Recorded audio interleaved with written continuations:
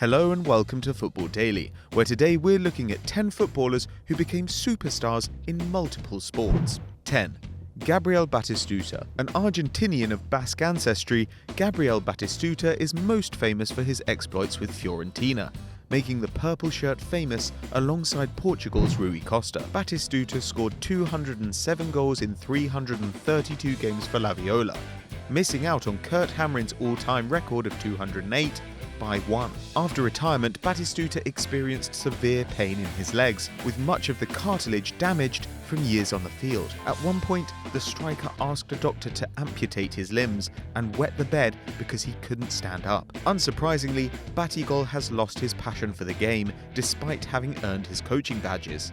Instead, he took up polo, training with Adolfo Cambiaso, the world's #1 ranked player, and, true to form, he netted a brace on his debut. He now owns a team called La Gloria, and, of course, they play in purple. 9.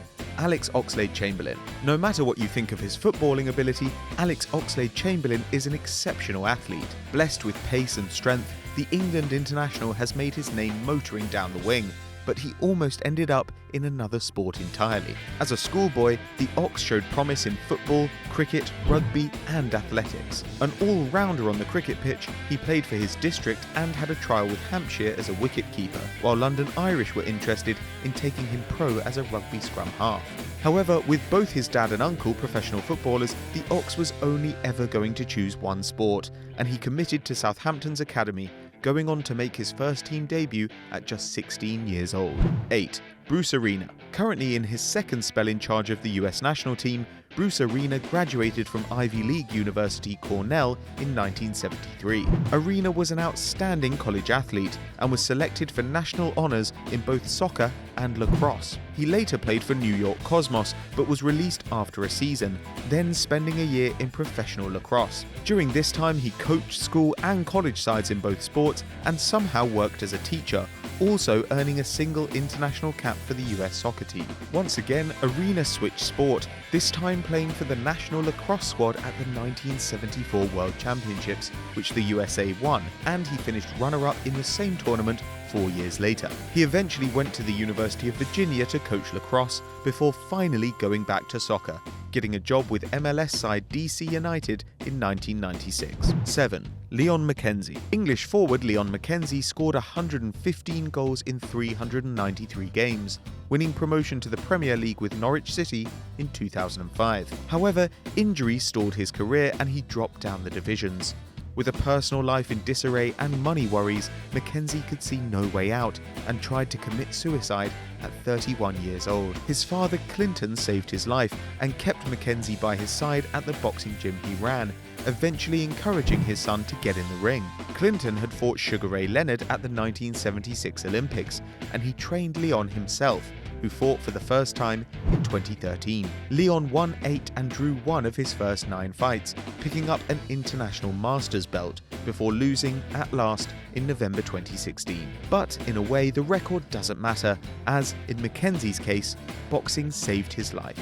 6. Ilhan Mansiz. A member of the Turkish side which reached the 2002 World Cup semi-final, Ilhan Mansiz was a striker who won the Super League with Besiktas in 2003. The year before, he netted 21 league goals to finish as Turkey's top scorer, but his career was slowed by fitness issues and eventually ended by a car crash which damaged his knee. But Mansiz, who once destroyed Roberto Carlos with a rainbow flick, decided to put that fancy footwork to good use and learnt to ice skate at the age of 33 for a Turkish TV show. Mansiz's girlfriend is a professional in the sport, and the two partnered up to win the competition. The former forward didn't stop there, attempting to qualify for the 2014 Winter Olympics, but sadly, he missed out. 5.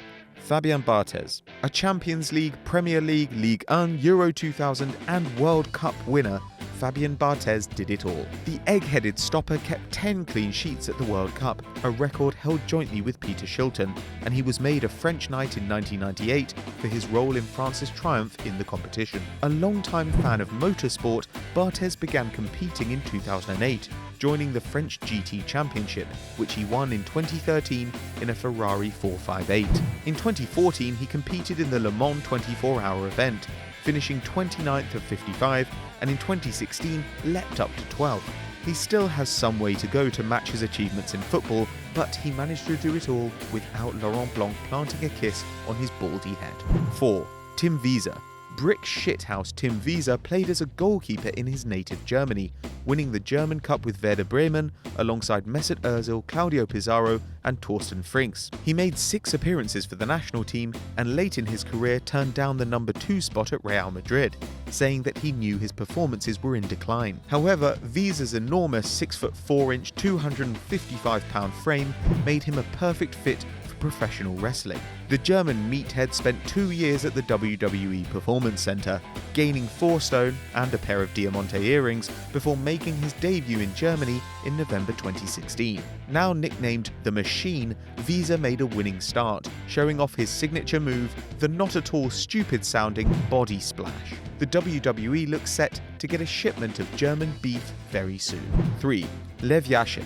The only goalkeeper ever to win the Ballon d'Or, Lev Yashin appeared at 3 World Cups, won the 1960 European Championships and kept more than 270 clean sheets. A one-club man, Yashin picked up 5 league titles with Dinamo Moscow and, according to FIFA statistics, saved more than 150 penalties in his career, an all-time record. Capped 78 times by the Soviet Union, Yashin earned the nickname the Black Spider for his dark clothing and was instrumental in modernizing his position, organizing the defense and racing off his line like today's sweeper keepers. But while a trainee at Dinamo, Yashin played goalie for the club's ice hockey side, where the high tempo and tiny pucks honed his reflexes. As a hockey player, Yashin won the USSR Cup in 1953 and almost joined up with the national team. But the departure of Walter Sanaya from Dinamo's football squad saw him promoted to first-choice stopper. The rest is history. 2. Bixente Lizarazu. One of France's greatest ever defenders, Lizarazu was a cog in the fearsome machine of 1998, winning the World Cup and Euro 2000 with Lilian Thuram, Marcel Desailly and Laurent Blanc. The industrious left-back won 5 Bundesliga titles with Bayern Munich and the Champions League, also featuring for Bordeaux, Marseille and Athletic Club de Bilbao. After he retired, Liza tried a variety of sports, but finally found his calling in Brazilian Jiu-Jitsu. A quick learner, he became European champion once again in 2009, but this time as a lightweight fighter at blue belt level. He earned his black belt in 2016 at 46 years old, while still working as a pundit and a journalist for the French media. 1.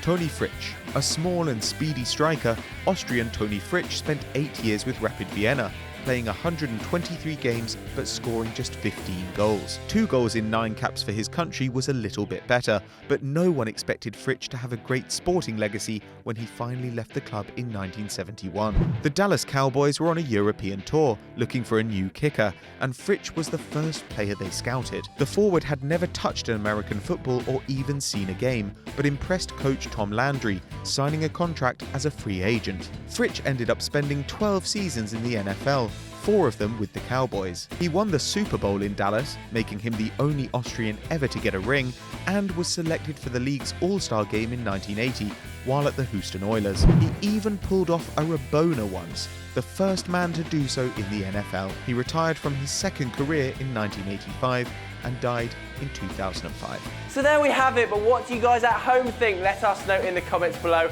And if you enjoyed this video, why don't you click here for loads more great content and down there to subscribe. And as always guys, we'll catch you later.